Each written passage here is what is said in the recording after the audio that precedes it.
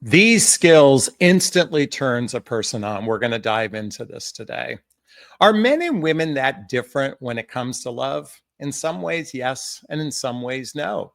But in many cases, when we adopt these five skills, whether you're a man or woman, we are actually more attracted to another person. But here's the thing, I think there's such a hang up between men and women these days. And I want to examine some of the differences before we get into these skills that can actually enhance your relationship, that can actually bring a person to greater attraction. So let's look at some of the differences between men and women and how they really apply. See, there's this conversation about instinct and gender based differences between men and women. Men are the hunters, they're the providers, they're the protectors, and women are the nurturers. This is the narrative that's being discussed habitually in the area of attraction. And certainly there are some instinctual biologic or instinctual differences between men and women that can play a role in how we bond with another human being. But let's put that in a box for a second. And certainly there's biological differences between men and women. Men have testosterone, women have estrogen, there's pheromones, there's hormones, there's oxytocin, all of these things that play a factor in attraction as well. But here's where it starts to get a little tricky. Socialization. See, boys were socialized one way and girls were socialized another way. And because of that programming, we've adopted a lot of trauma and scripts about what it means to be a man, what it means to be a woman. And believe me, for the guys watching this, I'm going to get into some granular stuff here. And when I say guys, for a moment, I mean both men and women. Okay. Now, certainly there's cultural and religious differences or religious factors that play a role, our values, how we were raised, and all of this program plays into the attraction. And certainly, as I said earlier, socialization can have a traumatic experience for us, and certainly cultural and religious can have a traumatic experience for us. And what I mean by traumatic, meaning these scripts can be so ingrained, but it may not be a true reflection of your nature. It may not be a true reflection of who you are, and it might have created some trauma within you. And I'm going to get into that as well. Certainly, our socioeconomic and education play a role in the differences between men and women. Were you raised poor, rich, average? Your schooling certainly affects our programming and our attraction and even trauma around this. Certainly, people that were raised with wealth oftentimes have a silver spoon in their mouth. People that were born with into poverty, they might have a chip on their shoulder, but now that also might motivate them to be successful. And a lot of kids that grew up wealthy oftentimes are lazy bums to some degree, not all, but some. And certainly there are other factors that play into the differences between men and women. For example, our physical health and appearance can play a role in attraction. For a lot of the red pill community men, they hear words like sexual market value, how that plays into. And by the way, for the women watching this, I just want you to know there's this belief that a woman's value diminishes dramatically after age 30. And if you're a woman that ever has heard that, I just want you to know that's bunk. And since my audience tends to be more midlife, which is after baby making years and before retirement, a person's value has nothing to do per se on their age. It has to do more with their heart, but we're going to get into that as well. And certainly our attractiveness is based on this. And there's so many scripts around physical health and appearance and physical fitness, particularly in magazines, particularly in social media, that we are bombarded, that sadly young girls, please forgive me when I say girls, I say young women, feel the need to have plastic surgery at age 18, 19, and 20. When it used to be plastic surgery was reserved for people that wanted to look younger in their 50s, 60s, and even 70s. And it's so fascinating how this plays such a role in human pair bonding. Now, you might be going, how does this relate to turning someone on? Please give me a moment. This is really important stuff that we need to cover. Now, here's where it starts to diverge a bit. And that is our imprinting, our childhood wounds, our love attachment styles, this trauma, the trauma that we experienced in childhood. Now, when I say trauma, I'm not talking about sincere physical or emotional abuse. I'm talking about the average trauma of just hearing a parent say no to us habitually. Now, some people might think that toughens us up, but believe me, when I say this, when we've heard negative comments from our parents, we create scripts inside of ourselves and are the value of who we are that isn't gendered based. Our imprinting can directly affect our relationships as we age. Now, I just brought up age and life experience. Are you marriage minded? Did you go through a divorce? Did you lose a job? Do you have kids? Do you have baggage in your life? That plays a role in human pair bonding, particularly not only in our capacity to blend lives with someone on an emotional level, but simply on a physical level. It can play a huge role into relationship success. And lastly, I want to dive into motive. Do you have a long-term mating strategy or a short-term mating strategy? See, sadly, a lot of men today have a short-term mating strategy. All they care about, if I meet the right person, I'll commit. Instead of, I want commitment, I want a life partner, and I'm going to find the right person that fits. Let me tell you something. A lot of, and particularly men after divorce, they're like well, men and women after divorce are very gun shy to commitment.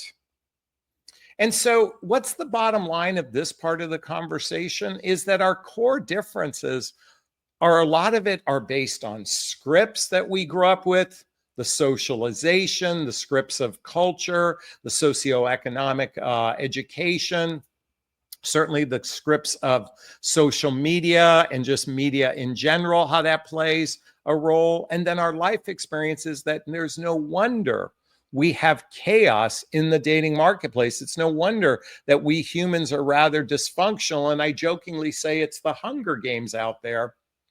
And my job for you is to put the odds in your favor. So we're going to get into those skills right now. I'm going to share 5 skills that are both related to men and women that can dramatically change your love life if you want a life partnership-based relationship. Hey, look it.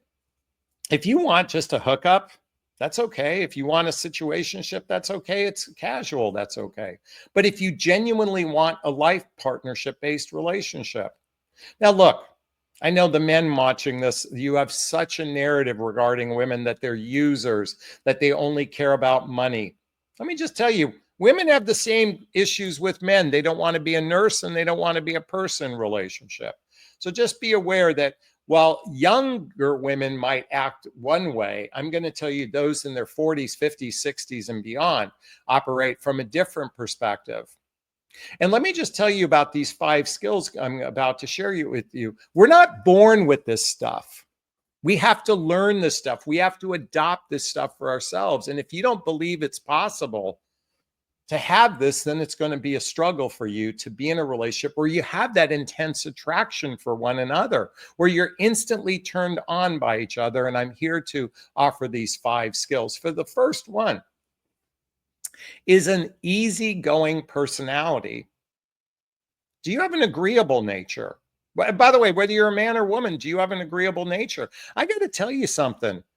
It appears that a lot of human beings are rigid in their personality. It's either my way or the highway. And if you operate from a place of rigidity, just recognize that a relationship is going to have differences. You're going to have conflicts. And if you operate from an I'm right, you're wrong perspective,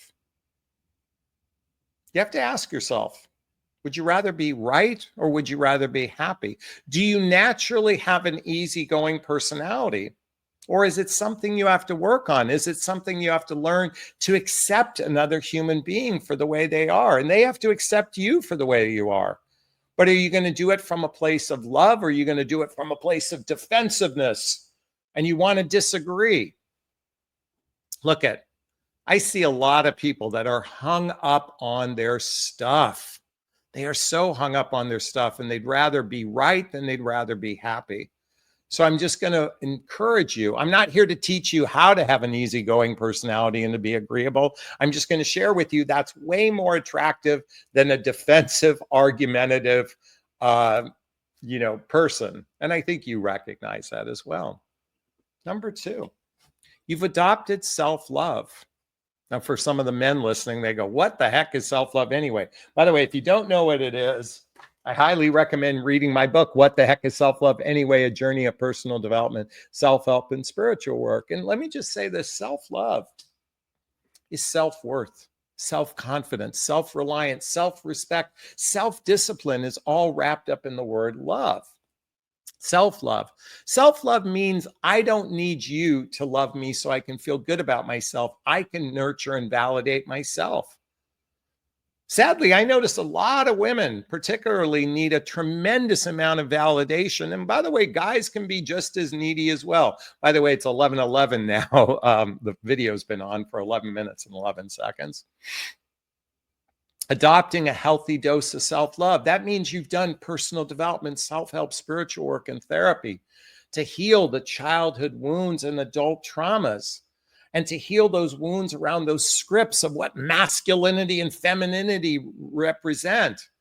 I'm going to tell you something. If you haven't read the book, oh, by the way, all the books I recommend are listed below, including my book. If you haven't read the book, If the Buddha Dated, I highly recommend this. It throws out the BS gender rhetoric and says, how can we connect with another human being at a heart-centered level?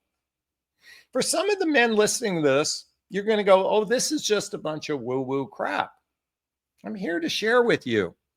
You have a choice.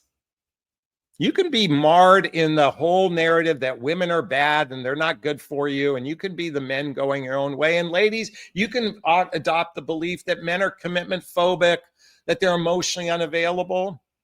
You can operate from a place of what's wrong, or you can look at it from a place of abundance and go, you know what? There are wonderful human beings out there, and that's the ones I want to attract.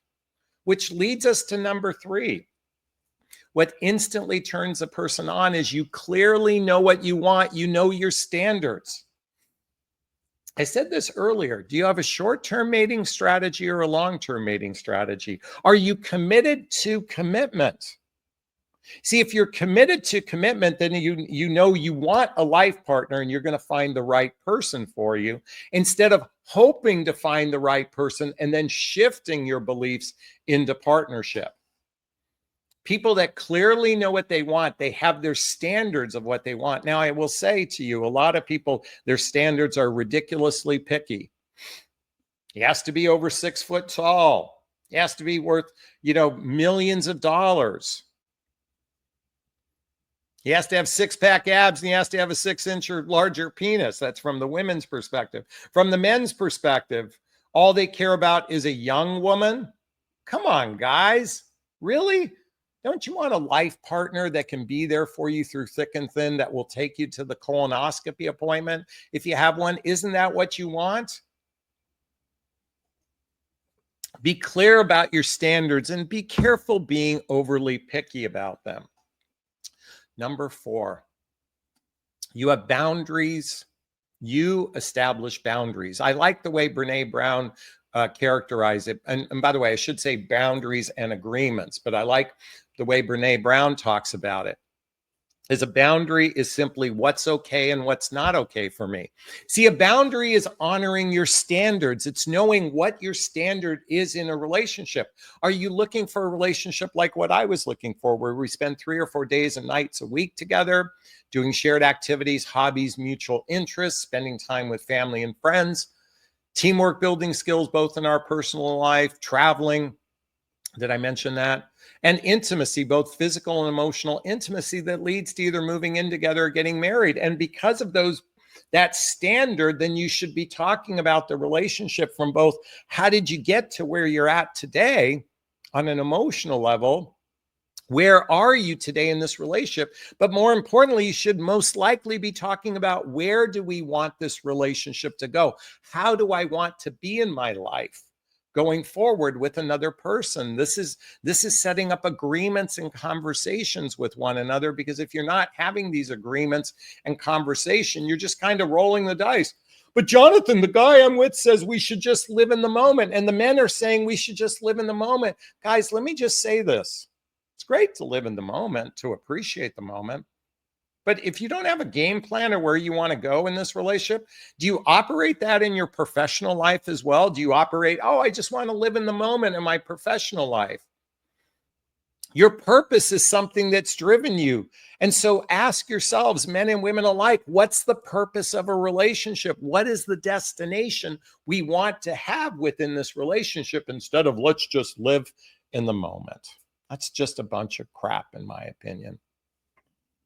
And so having these skills, and the fifth skill is to be passionate and desirous of sex. I mean, what's the whole point of being in a romantic relationship with someone if it isn't about the physical connection? And if you lack that desire and passion for it, because desire and passion turns both men and women on to be, whether you're a dominant, whether you're a submissive. I ask yourself, what's your kink in relationship? I invite you to explore that for yourself. But what's the whole point of being in a romantic relationship if that physical side isn't a strong part of the relationship? Now, I don't mean it's the entire reason for a relationship, but isn't it kind of sad people have been married 5 or 10 years and they're not even physically intimate anymore?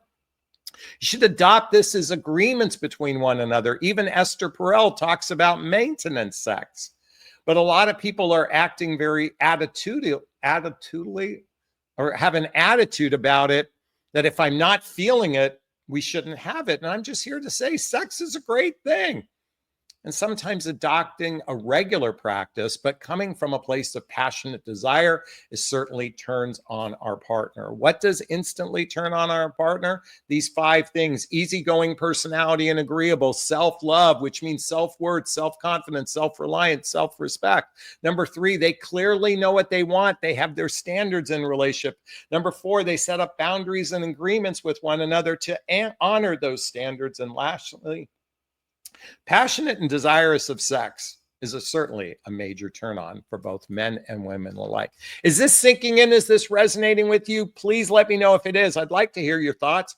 Post a comment below. I do my best to read them all in the first 24 hours. As always, if you find value in my videos, please hit that like button. Please share this video. Please subscribe to my channel. Hit that notification bell so you can be notified of new videos. And if you want to connect with me directly, hey, there's links below. Schedule a discovery call with me. Join my group called Midlife Love Mastery. Follow me on social media. Get my dating vows. It's listed below.